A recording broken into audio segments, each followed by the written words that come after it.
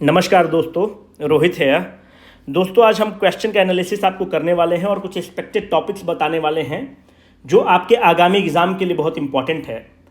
अगर हम जब एक्सपेक्टेड टॉपिक की बात करते हैं तो बहुत ओछी और हल्की बात हो जाती है, पर I have a solid ground to say so. Now the point is कि मेरा सॉलिड ग्राउंड क्या है। अभी अगर आप बीपीएससी के द्वारा जो कंडक्ट टीचर का एग्जाम हुआ है, मेरा निजी तौर पे मानना है कि जो लोग भी 69th बीपीएससी लिख रहे हैं they should go through this paper. पर ये पेपर बहुत सारे हुए हैं, हिस्ट्री के अलग हैं, इंग्लिश के अलग हैं, सोशल साइंस के अलग हैं, मैथ्स के अलग हैं, ज्योग्राफी के अलग हैं। हम लोग उस पेपर को एनालाइज कर रहे हैं। मोटा मोटी 1000 क्वेश्चन का सेट है और वहां से एनालिसिस करने के बाद जो अपना सीसी एग्जाम में क्वेश्चंस पूछे गए हैं उसके साथ कोरिलेट करके एक हम लोग प्लॉट कर रहे हैं और उसके हिसाब से आपको टॉपिक दे रहे हैं। मेरा शुरू से यह मानना रहा है कि जैसे आपको एनसीईआरटी बेसिस होना चाहिए। हमने जितना रेजोनेंस में वीडियो बनाया है उसका बेसिस एनसीईआरटी है, पर अभी भी 2-3 सबमिशंस हैं जो भी अगर आप देखें, जो भी मास्टर पढ़ा रहा है या खुद भी पढ़ रहे हैं, तो give priority to the NCERT. The moment I say that give priority to the NCERT, I need to substantiate this point. I will substantiate this point. Before moving that, हम लोग ये करने वाले हैं कि जो क्वेश्चंस पूछे जा रहे हैं, जैसे टीआरई में क्वेश्चंस पूछे गए हैं, कि इस टॉपिक को हम एक्स्ट्रापोलेट कैसे कर सकते हैं अपने एग्जाम के लिए। क्योंकि जो क्वेश्चन पूछे जा रहे हैं ये तो टीचर लेवल के क्वेश्चन पूछे गए हैं। आपको डिस्ट्रिक्ट एजुकेशन ऑफिसर बनना है, इन टीचरों का माई बाप बनना है, बॉस बनना है, तो the level of the question which will be asked will be one notch above it. Now पहले आप एक क्वेश्चन अटेम्प्ट करो, उसके बाद सोचना। क्वेश्चन ये है कि which movement is often called as the bloodless revolution. Take a pause, attempt this question. तो बहुत हो सकता है कि हमको लगता है कि कुछ लोग एनसीएम भी मार सकता है, कुछ लोग स्वदेशी मूवमेंट को भी टिक कर सकता है। Most of you will go through the individual satyagraha, but the correct answer is the Bhudan movement. Now the question is this question relevant for our exam? Obviously yes. कैसे इस क्वेश्चन को बनाया जा सकता है? अब यहां पर क्वेश्चन देखो, ये बीपीएससी टीआरई एग्जाम का क्वेश्चन है, जो टीचर का एग्जाम का क्वेश्चन है। क्वेश्चन पूछ रहा है कि Bhoodan Gramdan movement, also known as the bloodless revolution, was initiated by. आप अगर एक चीज को ध्यान से देखोगे तो विनोबा भावे के बारे में बीपीएससी जम के क्वेश्चन पूछता है। तो आज हम लोग विनोबा भावे को खत्म कर देंगे कि एक क्वेश्चन वहां से नहीं बन पाए। तो this type of the questions can be framed, क्योंकि जो एक्सपर्ट है उसके पास limited number of the questions है। The moment I say that the questions are being cherry picked from the NCERT, I need to substantiate this point. यहां पर देखो, Koderma in Jharkhand is the leading producer of which one of the following. Question easy है, पर हम बस substantiate करने की कोशिश कर रहे हैं कि इजी क्वेश्चन है, but I need to substantiate by point. तो यहां पर आप देखो कि ये क्वेश्चन सीधा एनसीईआरटी से ये क्वेश्चन को वर्ड बाय वर्ड उठा दिया गया है कि Koderma in Jharkhand is the leading producer of which of the following mineral. 2 minute के अंदर एकदम वर्ड भी नहीं चेंज किया है। ऐसा टोटल हम 17 क्वेश्चन जॉट डाउन किए हैं केवल सोशल साइंस में, जो सीधा एनसीईआरटी से वर्ड को पिक कर लिया है। दूसरा क्वेश्चन, अगर आप दूसरा क्वेश्चन देखो, let me put it no. हाँ, the sparkle in some toothpaste comes from which mineral. अगर आप नहीं किए हो तो ये क्वेश्चन गलत करके आ जाओगे, कोई सिलिका मार के आ जाएगा, कोई लाइमस्टोन करके आ जाएगा। देखो, a bright smile from the tooth and the mineral, this is the directly picked up from the NCERT. तो आज हम लोग क्या करने वाले हैं कि बीपीएससी 2 चीज को लगातार पिकअप कर रहा है। एक, जो टूथपेस्ट से रिलेटेड क्वेश्चन को खूब पूछ रहा है कि टूथपेस्ट में कौन सा मिनरल होता है, क्या होता है, लगातार एओ में पूछा है, लंदन में पूछा है। दूसरा, बीपीएससी ग्रामदान भूदान मूवमेंट को खूब पूछ रहा है। तो जो हम लोग क्या करेंगे कि आज ये दोनों टॉपिक को आने की प्रोबेबिलिटी, अगर आप मेरा एनालिसिस देखेंगे तो इतना ज्यादा ये क्वेश्चन पूछा जा रहा है कि there is a chance of the repetition in the 69th BPSC. आज हम लोग इसको ओम भूर्भुवः स्वः करके आज खत्म कर देंगे इसको, ठीक है। तो मैं सब्सटेंशिएट करना चाह रहा था, जो हम लोग टेस्ट लेते हैं बीसीडब्ल्यू का, जो टेस्ट सीरीज लेते हैं, भाई मार्केटिंग नहीं कर रहे हैं, 200 रुपया का टेस्ट सीरीज है, मत लेना, जिस पर विश्वास है उस पर लेना, है ना। वो टेस्ट सीरीज हम लोग इसलिए लाते हैं क्योंकि लास्ट में श्वेत पत्र हम लोग को जारी करता है तो अकाउंटेबल बनना पड़ता है, ठीक है। तो वहां पे हम लोग क्वेश्चंस यही प्रीवियस ईयर जो एनसीईआरटी में बेस्ट है उसी को उठाते हैं। यही कारण है कि हम आपको कोई वैज्ञानिक नहीं बनाने वाले हैं, हम लोग बस एक कोच हैं, आपको सक्सेसफुल बनाना चाहते हैं। अब जो क्वेश्चन देखो यहां पर, पहले हम लोग डील कर लेते हैं स्पार्कल इन सम टूथपेस्ट, या पहले भूदान मूवमेंट से डील कर लो, है ना। भूदान मूवमेंट को डील कर लेते हैं। देखो, अगर आप ग्रामदान भूदान मूवमेंट को देखोगे तो गांधी जी का जो प्रिंसिपल है वो कौन सा प्रिंसिपल है? नॉन वायलेंस का प्रिंसिपल है। गांधी जी इंडिविजुअल सत्याग्रह लॉन्च करते हैं। इंडिविजुअल सत्याग्रह कब लॉन्च कर रहे हैं? सेकेंड वर्ल्ड वॉर के एवज में लॉन्च कर रहे हैं। गांधी जी कह रहे हैं कि हम लोग भारी रिवोल्ट नहीं करेंगे, हम लोग छोटा रिवोल्ट करेंगे इंडिविजुअल तौर पर। अंग्रेज क्या कहता है कि Bharat is the part of second World war. Bhoodan movement basically कब हो रहा है? अगर आप भूदान मूवमेंट का अगर डेट एग्जाम में पूछ ले तो भूदान मूवमेंट 18 अप्रैल 1951 से स्टार्ट होता है। थोड़ा सा बैकग्राउंड देख लेते हैं भूदान मूवमेंट का। भूदान मूवमेंट को क्या बोलते हैं? ब्लडलेस रिवॉल्यूशन बोलते हैं। इसमें आपको पता है कि उस समय बहुत बड़े बड़े जमींदार लोग थे। उन जमींदार के पास 100 500 एकड़, 1,000 एकड़ है। मुख्य रूप से अगर आप जमींदार देखोगे तो फॉरवर्ड क्लास के लोग थे, जैसे कि राजपूत थे, जैसे कि ब्राह्मण्स थे, इनके पास जमीन था। जैसे कि भूमिहार क्लास है, उसके पास जमीन था। तो ये जो 3 क्लास मुख्य रूप से इनके पास जमीन था। तो इनके जो जमींदार थे, इनको गांधी जी और बाद में विनोबा भावे ने इनको प्रेरित किया कि आप अपने जमीन जो है, जो लैंडलेस लोग हैं, उनको दीजिए। क्यों दीजिए? क्योंकि समाज में समानता लाना है। जो लैंडलेस लेबर्स हैं, इनको हम लोगों को अपलिफ्ट करना है। तो ग्रामदान भूदान मूवमेंट में जो जमींदार लोग थे, वो अपना जमीन जो है वो गरीबों को देना स्टार्ट करते हैं। इस भूदान मूवमेंट में 18 अप्रैल 1951 को स्टार्ट किया गया। कहां से स्टार्ट किया गया? एग्जाम में क्वेश्चन पूछ सकता है। पोचमपल्ली में स्टार्ट किया गया है।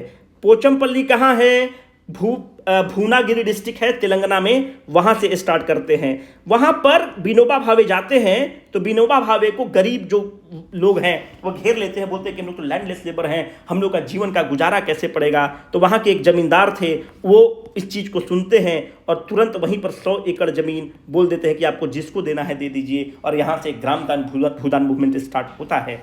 मेरे बंधु, 2-3 चीज को याद रखना। अब इंडिविजुअल सत्याग्रह के केस में थोड़ा सा चलो। इंडिविजुअल सत्याग्रह 1940 के आसपास हो रहा है।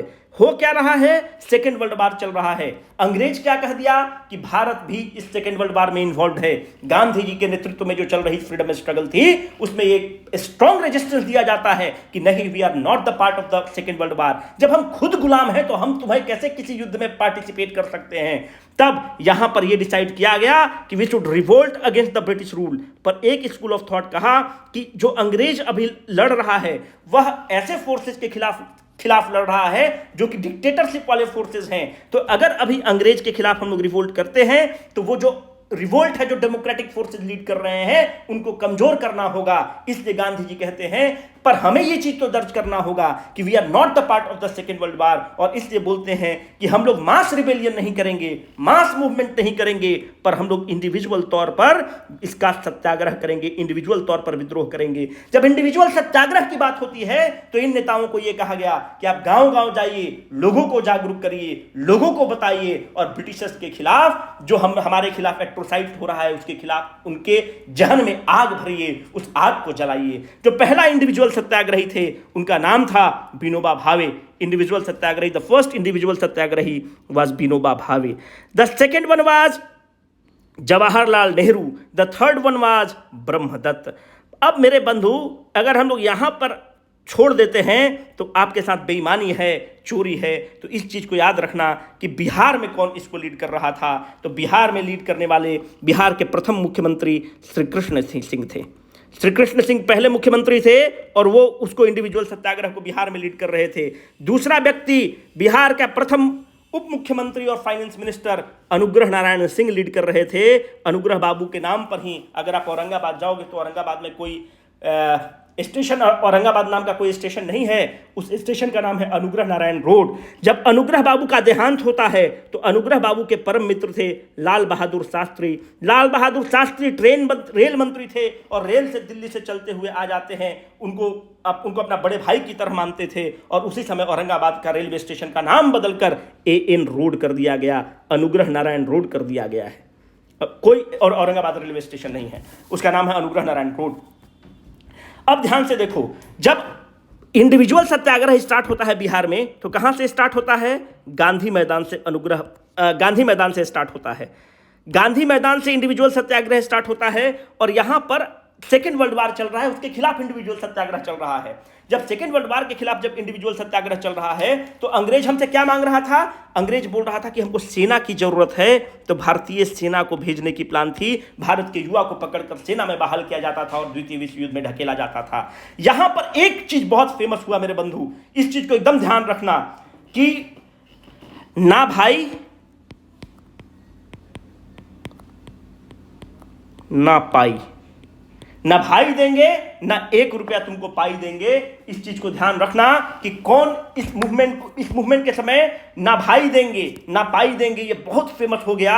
और पटना में मतलब ना भाई देंगे मतलब एक भी इंडिविजुअल आदमी को हम आपको नहीं देने वाले हैं, मतलब सेना में जो आप हमसे सहयोग मांग रहे हैं हम नहीं देने वाले हैं, और 1 रुपया पाई भी नहीं देंगे। यही इंडिविजुअल सत्याग्रह का जो मुख्य मकसद था उसी को पूरा किया गया है। अगर आप ध्यान से देखोगे तो जो भूदान मूवमेंट चल रहा है उसमें एक व्यक्ति बिहार का ज्वाइन करता है, उस व्यक्ति का नाम है जेपी। अगर एग्जाम में आपसे ये क्वेश्चन पूछ देता है कि जेपी को कब ज्वाइन करवाया जाता है तो उसका करेक्ट आंसर मेरे बंधु 1953 और 54 है। 1953 से 54 के बीच में जेपी इस भूदान मूवमेंट के पार्ट बन जाते हैं। पर यहां पर 2-3 चीज को और हम लोग को ध्यान में रखने की जरूरत है। एक तो ध्यान में रखने की जरूरत है कि ना भाई देंगे ना पाई देंगे, ये जो स्टेटमेंट है कौन देता है। अगर मानते हैं कि एग्जाम में पूछ लेता है कि कौन देता है, कहां देता है, तो गांधी मैदान में देता है। कौन देता है गांधी मैदान में? उस व्यक्ति का नाम है अबू नसर एंड अबू बैस। बिहार से रिलेट कर दिए तो मेरा आत्मा को संतुष्टि मिल गया।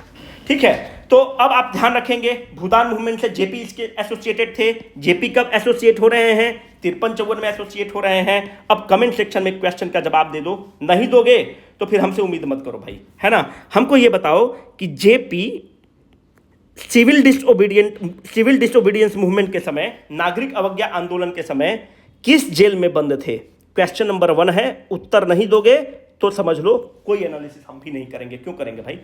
सीडीएम के समय जेपी किस जेल में बंद थे? पहला Bankipur jail Patna, option number A.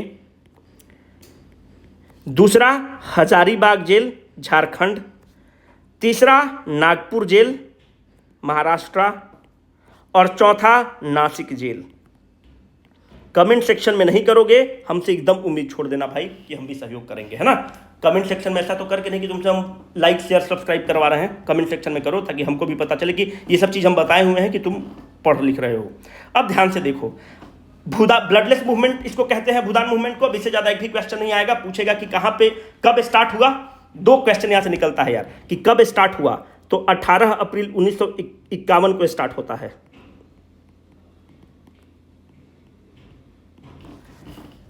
दूसरा कहां से स्टार्ट होता है? तो पोचमपल्ली तेलंगाना से स्टार्ट होता है।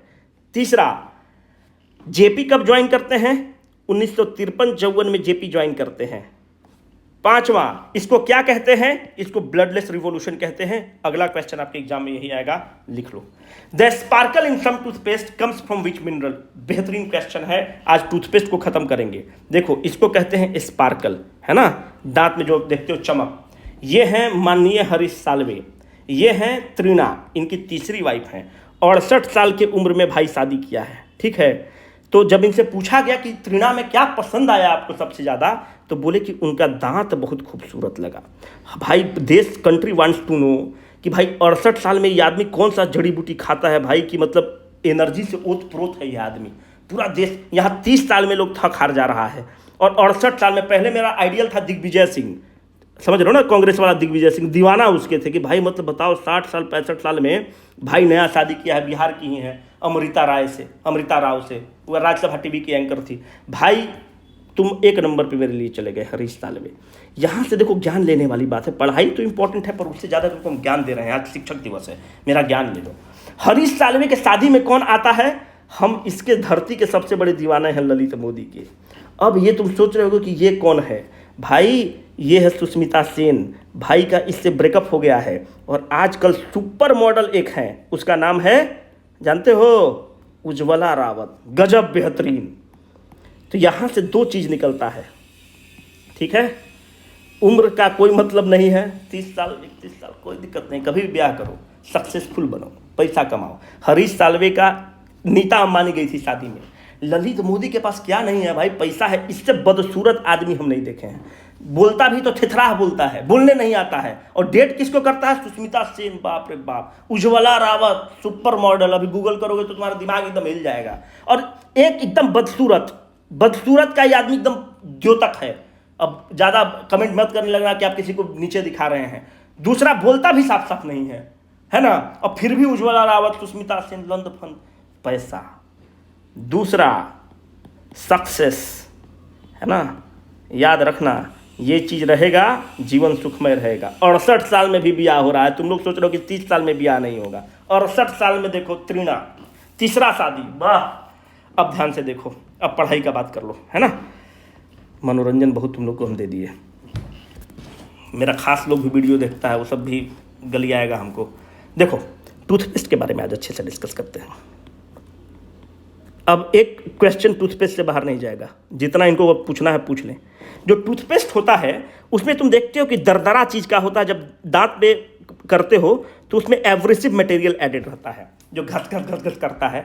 तो जो एब्रेसिव मटेरियल एडेड होता है वह सिलिका का कंपाउंड हो सकता है, लाइमस्टोन का कंपाउंड हो सकता है, और एल्युमिनियम ऑक्साइड का कंपाउंड हो सकता है। तो अब तुम बोलोगे कि अब तुम फंसा दिए यार, इतना तुम जनरल बात कर दी, एग्जाम में क्या पूछेगा? जो पूछेगा बता दे रहे हैं। मुख्य रूप से मेनली अगर पूछेगा, यही क्वेश्चन ही पूछेगा कि मेनली एब्रेसिव मटेरियल कौन सा यूज होता है, तो कैल्शियम कार्बोनेट इस्तेमाल होता है, लाइमस्टोन। ठीक है, क्वेश्चन गया। दूसरा, अगर तमन्ना तो बहुत पाल के रखे हो और दांत में हो गया है पायरिया, दांत में हो गया है कैविटीज, मतलब उसको फैंसी मीडियम के लिए कैविटी, हम लोग गांव देहात के लिए दांत में खोड़ा हो गया है, समझ रहे हो ना। तो इससे क्या आता है? बदबू आता है। और तमन्ना क्या पाल के रखे हो? तुम समझ ही रहे हो कि दुनिया भर का तमन्ना। रात में ब्रश करके सोया करो, दिन में ब्रश करना इंपॉर्टेंट नहीं है, सुबह शाम दोनों ब्रश करो, दांत कुछ नहीं घिसता है, साफ साफ रहेगा ना, तभी तमन्ना पूरा होगा। तो देखो, कैविटी को प्रिवेंट, टूथपेस्ट कैविटी को प्रिवेंट करता है, राइट। तो कैसे प्रिवेंट करता है? It prevent the cavity. तो इसमें कैल्शियम फ्लोराइड ऐड होता है जो कैविटी को प्रिवेंट करता है। This is very important, calcium fluoride, exam में बहुत पूछ सकता है। Calcium fluoride is added in the toothpaste to prevent the cavity. जो टूथपेस्ट का अगर आप देखोगे तो यूजुअली जो कलर होता है टूथपेस्ट का वाइट होता है, उजला होता है, एकदम सफेद होता है, झकझक। तो जो सफेद कलर होता है वो किस कंपाउंड के कारण होता है? एक कंपाउंड ऐड होता है, उसका नाम है टाइटेनियम ऑक्साइड। बता रहे हैं, अगला क्वेश्चन आएगा, गलत करोगे और जबरदस्ती जब सल्फास चटाएंगे तब तुम बोलोगे कि सर बहुत दुख हो रहा है, एक नंबर से क्या क्या नहीं हो जा रहा है। टाइटेनियम ऑक्साइड उसको व्हाइट कलर देता है। एक अब और यहीं पे बता दो यार, टाइटेनियम ऑक्साइड का और क्या है? उसका नाम है रूटाइल। क्या होता है टाइटेनियम ऑक्साइड बंधु? TiO2। एक क्वेश्चन बाहर नहीं जाएगा, ठीक है। अब ध्यान से तुम देखो, क्वेश्चन तो छूट गया। ये देखो स्पार्कल, देखो दांत एकदम चमक रहा है, लाइट मार रहा है। जो स्पार्कल होता है उस स्पार्कल को प्रदान करने के लिए माइका को ऐड किया जाता है। यहां से 2-3 क्वेश्चन निकलता है कि जो माइका होता है इसका सबसे ज्यादा रिजर्व कहां है? बिहार में, है ना। खत्म आदमी। माइका का सबसे ज्यादा भंडारण आंध्रा में है, सबसे ज्यादा प्रोडक्शन आंध्रा में है। दोनों चीज में आंध्रा टॉप पर है माइका में। माइका ऐड किया जाता है। माइका जो है it is one of the excellent, जो इलेक्ट्रिक इंडस्ट्रीज में दबा के इसका इस्तेमाल होता है, खूब इलेक्ट्रिक इंडस्ट्रीज में इस्तेमाल होता है, इलेक्ट्रिक अप्लायंसेज में। क्यों? एक बेहतरीन इंसुलेटर है। इसको कैपेसिटर के रूप में भी इस्तेमाल किया जाता है क्योंकि इसकी डाई इलेक्ट्रिक कॉन्स्टेंट हाई होती है, डाई इलेक्ट्रिक वैल्यू हाई होती है। जो माइका होता है इसका कलर कैसा होता है भाई? इसका कलर कुछ भी हो सकता है, उजला भी हो सकता है, ग्रीन भी हो सकता है, ब्राउन भी हो सकता है, ब्लैक भी हो सकता है, हर कलर में होता है। तो ये याद रखना कि इसमें लो पावर लॉस फैक्टर होता है, इसमें डाई इलेक्ट्रिक कॉन्स्टेंट हाई होता है, इसका इंसुलेटिंग प्रॉपर्टीज होता है, इसलिए it is extensively used in the electrical industries. इसको ध्यान रखना। अब एक क्वेश्चन नहीं बचेगा, अब अंतिम क्वेश्चन बना देते हैं। अब ये बताओ, जो ब्रश का जो ब्रिशल होता है, जो हम लोग दांत साफ करते हैं, ब्रश का ब्रिशल है, या जो टूथपेस्ट का जो ट्यूब होता है वो किस चीज़ से बना होता है? तो आप बोलोगे प्लास्टिक से बना होता है। कौन से प्लास्टिक से बना होता है? The plastic which is extracted from the petroleum. अब एक क्वेश्चन बाहर नहीं जाएगा, एक भी क्वेश्चन आएगा धुआं धुआं मचा देना। बाकी अगर वीडियो पसंद आएगा तो बताना, नहीं पसंद आएगा तो भी बताना। पसंद आएगा तो नीचे कमेंट सेक्शन में बता दो, पूरा टीचर वाला एनालिसिस करा देंगे। बाकी नहीं पसंद आएगा तो जो चल रहा है सो तो चलिए रहा है, और जो है सो तो ये है, ठीक है। Signing off for the day, Rohit.